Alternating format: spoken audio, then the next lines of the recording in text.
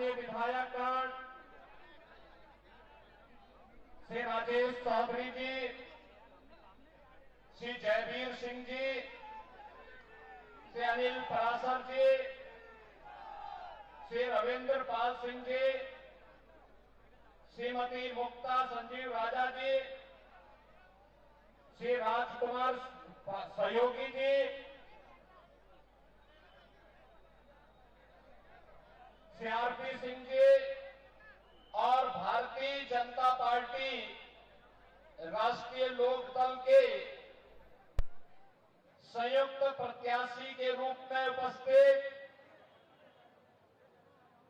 स्वर्गीय श्री कृष्णलाल दिलेर जी के पौत्र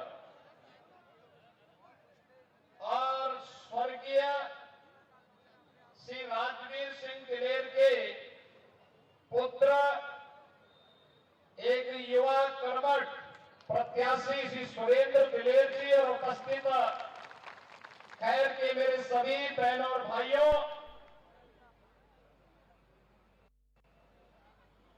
आज मैं इस उपचुनाव के माध्यम से आप सबसे अपील करने के लिए आया हूं।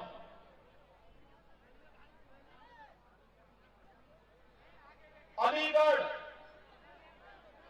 कैसा होना चाहिए,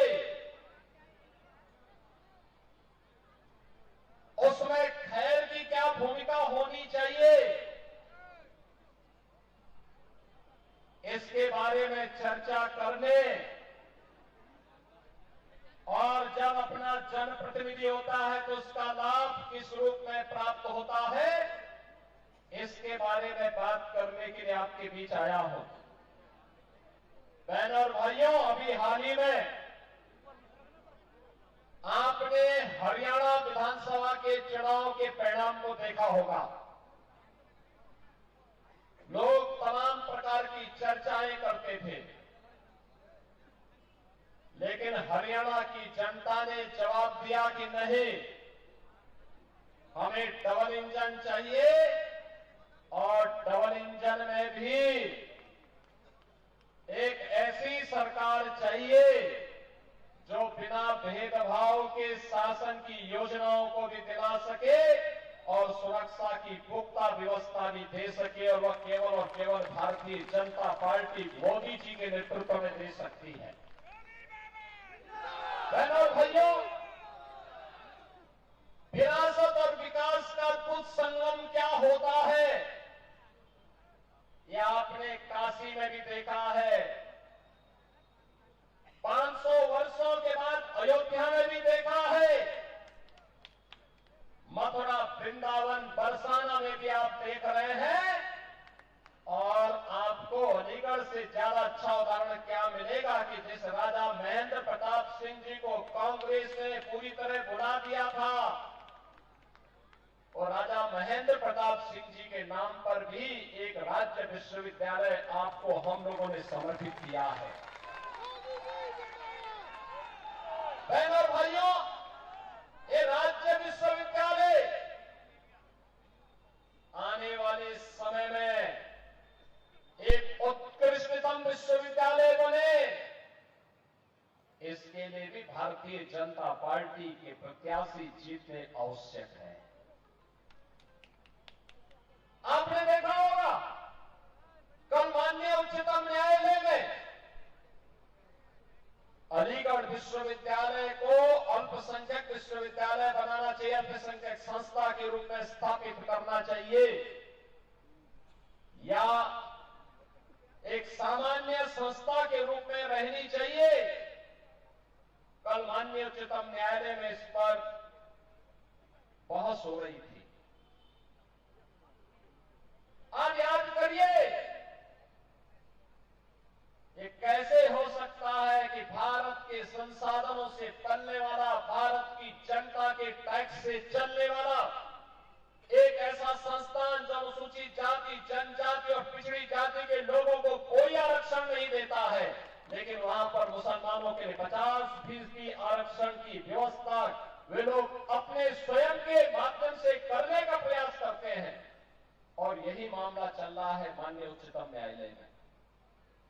बहनों और भाइयों, भारत का संविधान अनुसूचित जाति जनजाति को और मंडल कमीशन की रिपोर्ट के आधार पर पिछड़ी जाति के लोगों को आरक्षण की सुविधा देता है। लेकिन इस सुविधा लीगल मुस्लिम विश्वविद्यालय में क्यों नहीं मिल पाती है? क्यों नहीं मिल पाती है?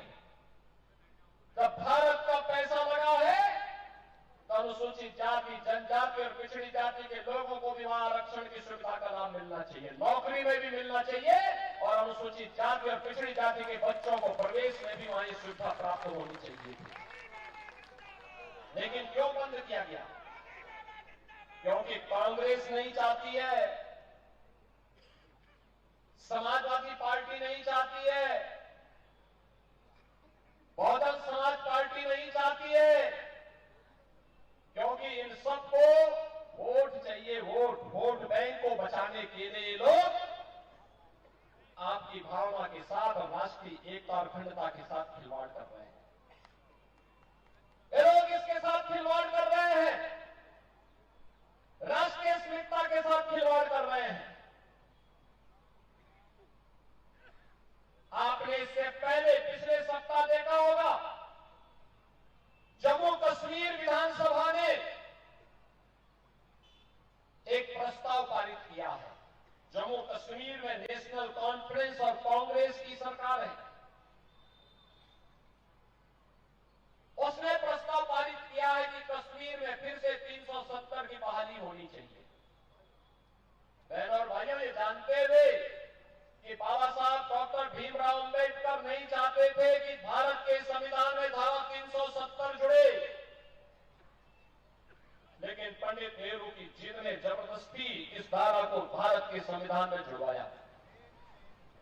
और भारतवासी जानता है कि कश्मीर के अंदर आतंकवाद की जो धारा 370 है, लेकिन उस सब के बावजूद धारा 370 को हटाने का कभी भी प्रयास कांग्रेस के द्वारा नहीं किया गया। और जब 2019 में प्रधानमंत्री मोदी जी ने देश के हित में, राष्ट्रीय अखंडता के हित में कश्मीर में धारा 370 को हटाने का एक निर्णय लिया, दूरगामी सोच के साथ निर्णय लिया, और पिछले 5 वर्षों के अंदर कश्मीर के अंदर विकास और सुरक्षा का एक बेहतरीन माहौल मिला। आज लाखों पर्यटक कश्मीर में आते हैं। तब फिर से उस कश्मीर को आतंकवाद का गढ़ बनाने के लिए इस शरारत प्रारंभ हो चुकी है। भारत के मुकुट को, भारत का स्वर्ग कहा जाने वाला कश्मीर एक बार फिर से मजहबी उन्माद के कोड़ में उसको बदलने का कुत्सित प्रयास हो रहा है। मजहबी जुनून का एक बेर हाउस उसको फिर से बनाने का कुत्सित प्रयास किया जा रहा है। और इसीलिए आपसे कहने के लिए आए हैं, जो मैं आपसे कहता हूं कि कांग्रेस जब भी सफल होगी, आपको विभाजित करके सफल होगी। और इसीलिए मैं कहता हूं, बटिए मत, बटे थे तो कटे थे। मैं इसीलिए बार बार कहता हूं, ये देश का इतिहास बताता है, बटे थे तो राम मंदिर का अपमान हमें झेलना पड़ा था। मथुरा में भगवान श्री कृष्ण की, कृष्ण कन्हैया की जन्मभूमि का अपमान हमारे सामने आया था। भगवान विश्वनाथ का अपमान हमारे सामने आया था। क्या कुछ नहीं हुआ था हमारी मां बहनों के साथ में? क्या कुछ नहीं हुआ था बहन और बेटियों के साथ में? अगर इस सब के बावजूद भी गांधारी की तरह आंखों पे पट्टी बांध करके हम जाति के नाम पर बटे हुए हैं, अपने स्वार्थों में बटे हुए हैं, तो बहनों और भाइयों, कटने के सिवाय हमारी दूसरी नियति नहीं हो सकती है। और मैं तो इसीलिए आपसे कहने के लिए आया हूं, बटो मत। ये बांटने वाले लोग आपके दुश्मन हैं। आपके चेहरे पर मीठी मीठी बातें बोलेंगे, इनके बहकावे में मत आओ। और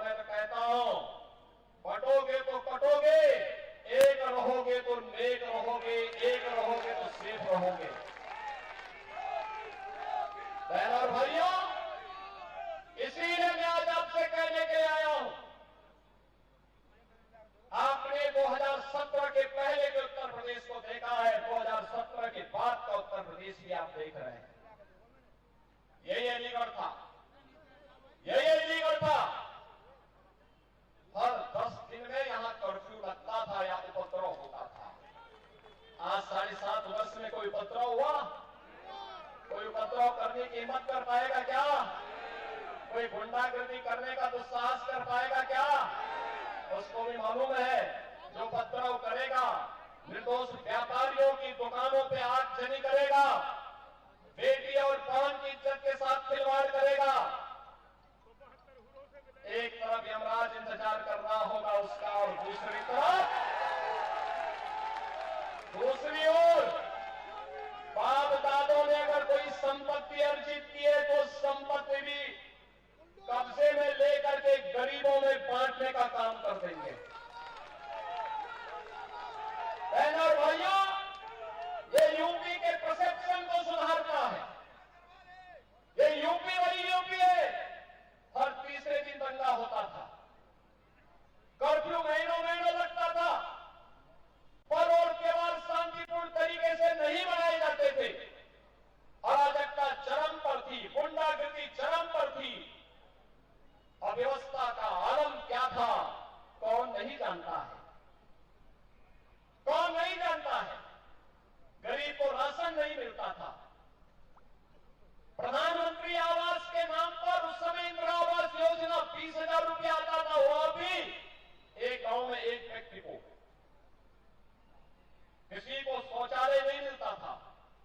पेंशन भी केवल समाजवादी पार्टी के लोगों को मिलती थी, शेष गरीबों को नहीं मिलती थी। वृद्धावस्था पेंशन हो या निराश्रित महिला पेंशन। और बहनों और भाइयों, ये डबल इंजन की सरकार आई है। आज उत्तर प्रदेश के अंदर 56 लाख गरीबों का एक आवास बन गया है। 56 लाख गरीबों का 2,62,00,000 परिवारों के घर में शौचालय बन गया है। 1 करोड़ परिवार ऐसे हैं जिनको उत्तर प्रदेश के अंदर वृद्धावस्था पेंशन, निराश्रित महिला पेंशन और दिव्यांगजन पेंशन में 12,000 रुपए सालाना सरकार उपलब्ध करा रही है। डबल इंजन की सरकार उपलब्ध करा रही है। बहनों और भाइयों, 15 करोड़ लोगों को फ्री में राशन पिछले 5 वर्ष से लगातार प्राप्त हो रहा है। विकास भी, यानी गरीब कल्याणकारी योजनाएं भी है और विकास भी है। आज अलीगढ़ की कनेक्टिविटी, आज एयरपोर्ट आपका चालू हो गया है। और यही नहीं, डिफेंस मैन्युफैक्चरिंग कॉरिडोर का भी एक महत्वपूर्ण हब आज अलीगढ़ बन रहा है। सदैव कल्याण सिंह जी ने जो सपना देखा था अलीगढ़ के लिए, हार्डवेयर का एक सेंटर ये बने, यहां का ताला उद्योग भी पुनर्जीवित हो गया है और साथ साथ डिफेंस मैन्युफैक्चरिंग कॉरिडोर का भी एक महत्वपूर्ण हब बनकर के आज स्मार्ट सिटी के रूप में अलीगढ़ देश और दुनिया के अंदर अपनी एक नई पहचान बना रहा है। आज तो हमने आपकी विरासत के प्रतीक राजा महेंद्र प्रताप सिंह जी की स्मृति को जीवंत बनाए रखने के लिए उनकी नाम पर एक विश्वविद्यालय की स्थापना भी अलीगढ़ में कर दिया है। अब तो अलीगढ़ में अपना विश्वविद्यालय हो गया है। विश्वविद्यालय के लिए आपने ताली नहीं बजाई, लगता पढ़ने लिखने में रुचि नहीं है क्या? अरे विश्वविद्यालय आपकी पीढ़ियों को बनाएगा, ये एक दिन के लिए नहीं है, कई कई पीढ़ियों को बनाने का कार्य करेगा। और याद करना, इसको एक प्रतिस्पर्धा में लेके आना है कि अब राजा महेंद्र प्रताप सिंह जी का विश्वविद्यालय वहां आगे बढ़ता है या ये भी आगे बढ़ता है। बहनों भाइयों, उस प्रतिस्पर्धा के लिए आज अलीगढ़ को खड़ा किया गया है। आज अलीगढ़ स्मार्ट सिटी है। अलीगढ़ आज स्मार्ट सिटी के रूप में विकसित हो रहा है। विकास और विरासत का अद्भुत समन्वय, सुरक्षा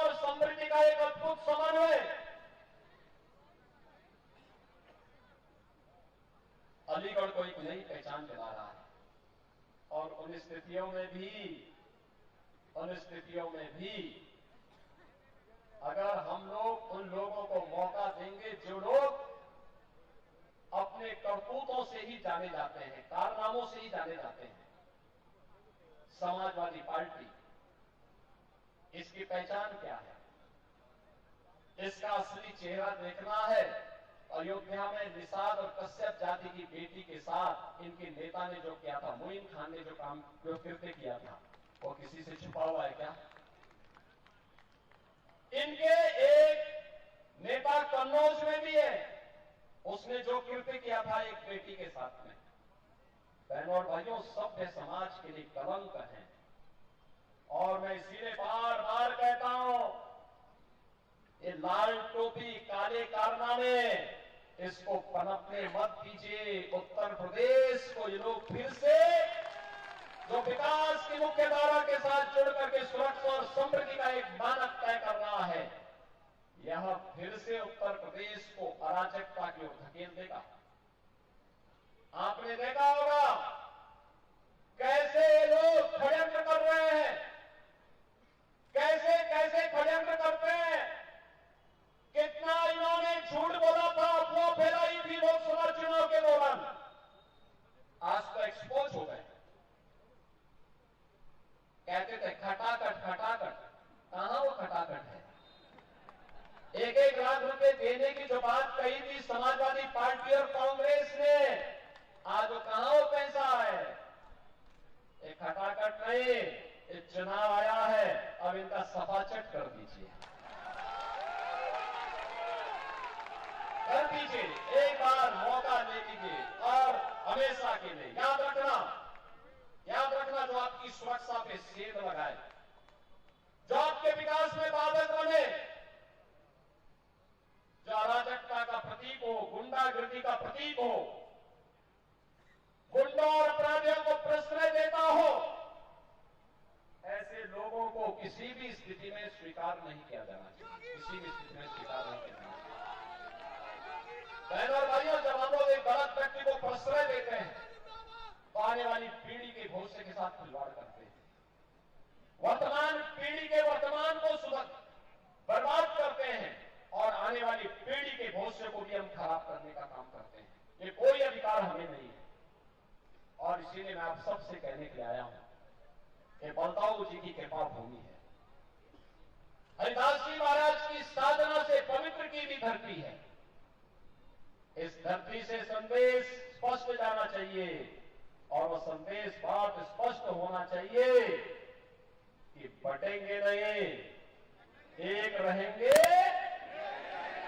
सेफ रहेंगे, एक रहेंगे, नेक रहेंगे, नेक का मतलब सुरक्षित रहेंगे। इस दिशा में हमें आगे काम करना है। और बहनों और भाइयों, इसीलिए खैर विधानसभा के उपचुनाव में देखो कितना अच्छा एक संगम और समन्वय बना। श्री किशन लाल दिलेर जी और मैं दोनों एक साथ सांसद थे। कोई बड़े बुजुर्ग आदमी थे, बहुत सज्जन आदमी थे, ईमानदारी और सज्जनता की प्रतिमूर्ति थी स्वर्गीय किशन लाल दिलेर। और मैं यहां अलीगढ़ में जिससे भी बात करता हूं, हाथरस में जिससे भी बात करता हूं, हर व्यक्ति उनकी तारीफ करता है। 2017 में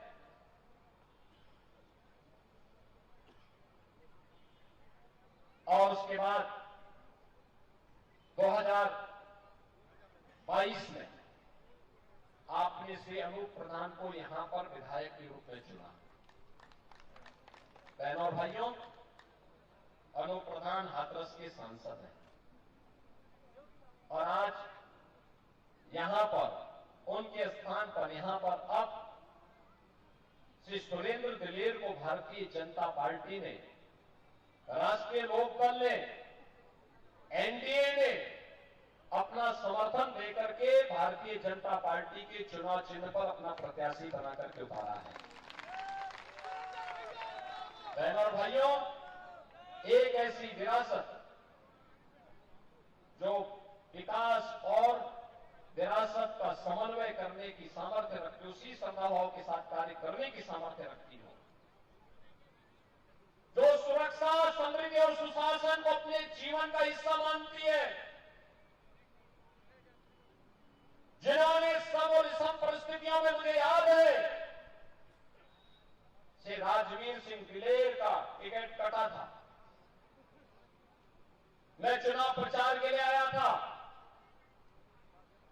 इसी अलीगढ़ में मैंने उनसे बातचीत की, मैंने कहा देखो पार्टी का जो निर्णय है, उन्होंने कहा पार्टी मेरी मां है, पार्टी का जो निर्णय होगा मैं उसको स्वीकार करूंगा, पार्टी का टिकट जिसको मिलेगा मैं उसके साथ खड़ा रहूंगा। जब मैं श्री वाल्मीकि के प्रचार के लिए आया था, मैं देख रहा था राजवीर सिंह दिलेर हर एक सभा में खड़ा है, साथ में खड़ा है। बहनों और भाइयों, राजवीर दिलेर को भी तमाम प्रलोभन मिले होंगे, लेकिन वे टस से बस नहीं हुए। उन्होंने कहा नहीं, ये मेरी पैतृक परंपरा है कि मेरे पिता भी भाजपा के साथ आजीवन जुड़े रहे और मैं भी भाजपा के साथ आजीवन जुड़ा रहूंगा, और भारतीय जनता पार्टी के साथ जुड़े रहते रहते अंतिम क्षण तक वो व्यक्ति कार्य करता रहा। आज सुरेंद्र दिलेर को इसलिए भारतीय जनता पार्टी नेतृत्व ने टिकट देकर के अपना प्रत्याशी बनाकर अपनी बीच उतारा है। मेरी आप सबसे अपील है, चुनाव चुनाव होता है, उपचुनाव को हल्केपन से नहीं लेना चाहिए, क्योंकि लोग उपचुनाव को लेकर के अक्सर मानते हैं चलो हो जाएगा, उत्साह का अभाव दिखता है, पब्लिक अपने कार्यों में व्यस्त रहती है। मेरी आप सबसे अपील होगी, इतनी बड़ी संख्या में आप लोग यहां पर आए हैं, अगर आप गांव-गांव जाकर के अभी से आप लीड करिए, मंच के नेता आपके पीछे पीछे रहेंगे, आप आगे आगे चल करके भाजपा को जिताने के लिए काम करिए, कमल खिलाने का काम करिए, सुरेंद्र दिलेर को जिताने का काम करेंगे। और मैं आपको आश्वस्त करता हूं, अलीगढ़ या खैर सुरक्षा की भी गारंटी लेंगे, और विकास का कार्य जितना आप यहां के लिए कहेंगे उतने विकास के कार्यों से आपकी खैर को भरने का काम भी करेंगे। आप लोग सभी सहमत हैं? सभी लोग सहमत हैं? सुरेंद्र दिलेर को अपना आशीर्वाद देंगे? सभी लोग देंगे? तो फिर 20 नवंबर को याद रखना, 20 नवंबर को कमल चुनाव चिन्ह पर श्री सुरेंद्र दिलेर को भारी बहुमत से विजयी बनाने के लिए आपको कार्य करना है। करेंगे? करेंगे? दोनों हाथ ला करके बोलो भैया, सबके हाथ नहीं उठे हुए, सब लोग अपने हाथ ला करके बोलो, हाथ ला करके बोलो। सभी लोग सहमत हैं? सभी लोग सहमत हैं? तो मेरे साथ बोलेंगे भारत माता की, भारत माता की, भारत माता की जय श्री राम, जय जय श्री राम। बहुत बहुत धन्यवाद पूज्य महाराज जी। हम दोनों की बानी है कि हमारे प्रदेश के मुखिया का संदेश, एक रहोगे तो नेक रहोगे, फटोगे तो कटोगे, ये उत्तर प्रदेश से चला हुआ संदेश।